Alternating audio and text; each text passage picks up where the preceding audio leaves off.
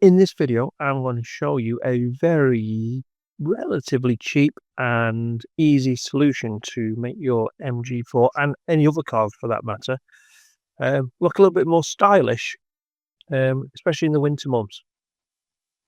I have an MG4 and there is a serious lack of lighting within the car itself, especially at night when it's dark. So I've decided to get away from the Blair Witch look The only scene you actually remember from the movie. and install some LED lighting in my car.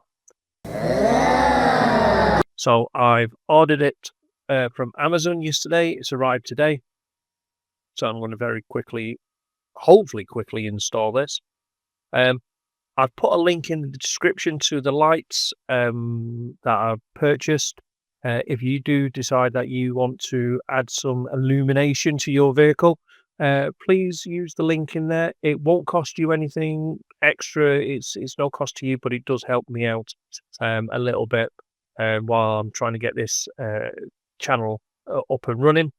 So yeah, if you do like the lights, please order using that link if you can. It will help. So without further ado, let's unpack the lights and let's see what they look like. Okay, and that's it. Just one box. There are 4 LEDs in this box, which come with a remote control. You can change the colors, change the brightness. There are 2 short cables which are for the front of the car, 2 longer cables that go to the rear, and it runs off the 12-volt cigarette lighter, which is fine because in my car, when I turn the ignition off, it kills the power to that, which means it's going to kill the power to the lights as well, because I don't want them on all the time, only when the car's running. So let's get them out of the box and let's have a look.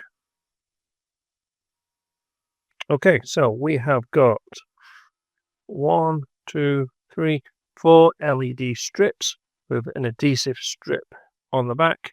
We have 1 power supply. We have 1 USB to power supply, so you could run this off your USB. I guess it's 5 volts. And we have a cigarette to USB adapter. Oh, it's a double. That's good. Didn't expect that. And a remote control as well, which has got all the colours and phase. If I turn it the right way, that would help. So there you go. So this is the plan. So this is the cigarette lighter in my center console of my car. No comments about the state of the carpet. It needs a vacuum.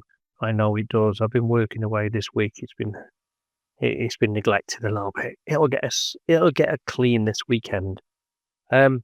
So the cigarette lighter is there. I'm going to route the cables, I think, if I can get this paneling off here, maybe, or I might just run it down the edge and around, and I'm going to stick 1 on the underneath of the passenger footwell, 1 on the driver's side, and then 1 underneath the rear seats. And I'm going to try and run the cable in for the rear seats if I can down here, down this gap, so it's quite well hidden underneath the trim where possible, just to make sure that it's not going to snag on anything or people are not going to catch their feet on anything. Let's have a go. Hopefully it won't take me too long.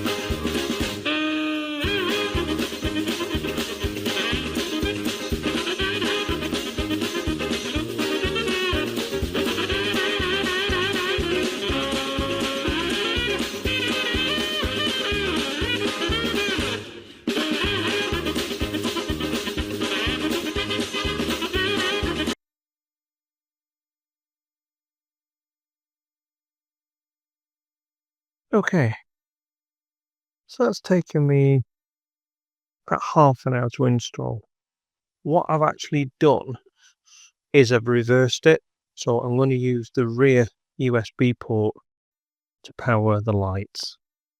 that is going to be attached somehow. I could try and take the console apart and hide it a little bit more, but I don't really have anybody sitting in the back most of the time, so I don't think it's going to be an issue.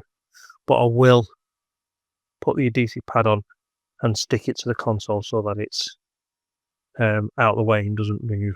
Try to tuck the wire down as much as I can. Again, maybe a little bit of tape or something to adhere it to the sides. That might help keep it tidy. Got the light on the under flaps of these seat covers so they illuminate the footwells, and then the front ones are underneath there. So again, I've run the wires the opposite way around this time so that the rear ones are now the front. Red, green, blue.